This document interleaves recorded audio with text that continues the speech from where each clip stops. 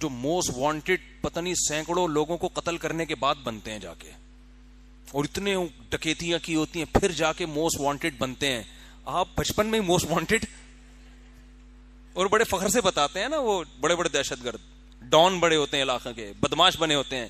میں نے کہا گریبان کھولو, اب یہ بٹن بند کرنے کا نہیں ہے, بنیان کے بغیر کرتا پہنو, بال بکھیر لو تو, اور ایسے گھومو محلے کا بدماش آ رہا ہے کی ہے, جس نے جو اکھاڑنا ہے اکھاڑ لے. صحیح ہے نا, واقعی میں, آپ مذاق نہ سمجھیں.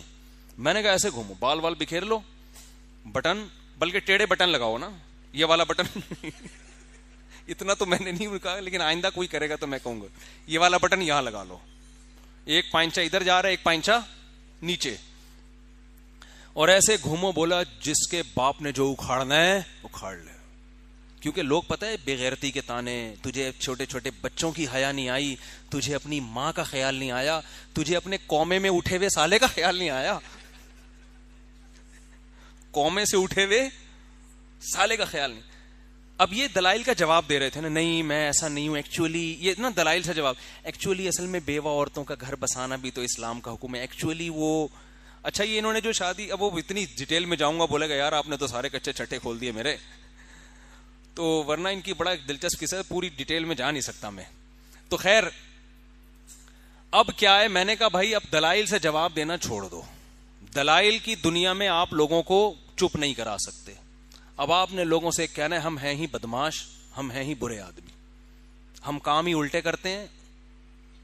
وہ سب کہیں گے نا تمہیں شرم نہیں آئی چھوٹے چھوٹے بچوں کے ہوتے ہوئے شادی کرتے ہوئے, بولے میں بے شرم ہوں, میں شرم لیس انسان ہوں. یہ شرم ورم ہوتی کیا ہے؟ بدماش اسی طرح بات کرتا ہے نا. ابے کوئی ڈاکو آیا کہ تمہاری کنپٹی پہ بندوق رکھے اور بول پیسے دے آپ کو, تمہیں شرم نہیں آتی, وہ کیا کہے گا, شرما کے چلا جائے گا واپس کیا خیال ہے, بولے گا میں نے تیرے سے مشورہ نہیں مانگا, پیسے مانگے ہیں, پیسے دے. تو دوسری شادی بھی کام بدماشی والا ہے. یہ تمیز سے بعض کام ہوتے اچھے ہیں مگر معاشرے نے اس کو بدماشی بنا دیا ہے. اگر آپ دلائل دینے پہ آ گئے جی ایکچولی دیکھیں وہ مفتی صاحب کا میں نے بیان سنا تھا, وہ ایکچولی عورتیں زیادہ ہیں مرد کم ہیں, یہ بیچاری بیوہ کہاں, یہ بیوہ اگر تمہاری بہن ہوتی تو بھی تم اسی طرح ری ایکشن کر رہے ہوتے. دلائل سے بات سمجھ میں اس وقت کم از کم نہیں آئے گی. تو میں نے کہا بھائی اس کا طریقہ یہی ہے کہ آپ گریبان الٹے سیدھے, شلوار کے پینچے یوں, بال بکھیر لو, اور ایسے مونچھے ووچھے بڑھا لو, اور ایسے بدماشوں کی طرح گھومو. اور جب کوئی کہے یار یہ دیکھو اس بیچارے کو ترس نہیں آیا اپنے چھوٹے چھوٹے بچوں پہ, تو بولو بھائی یہ ترس ورس دل نام کی کوئی چیز میرے سینے میں نہیں ہے. ٹھا ٹھا ٹھا یہ تو زیادہ ہو جائے گی. وہ جب میں نے 10-15 منٹ ان کو یہ تقریر کی نا, کہہ رہے خدا کی قسم اتنا سکون ملا ہے بتا نہیں سکتا.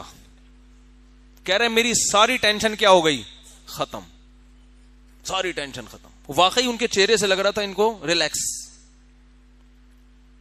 تو ریلیکس ہو گئے. ریلیکسنگ کا چٹکلا سنا ہے ایک سردار جی سے, وہ سردار جی بھی سن رہے ہوتے ہیں یار آج کل. سردار جی سے پوچھا آر یو ریلیکسنگ, اس نے کہا نہیں, I am Ranjit Singh, I am not relaxing.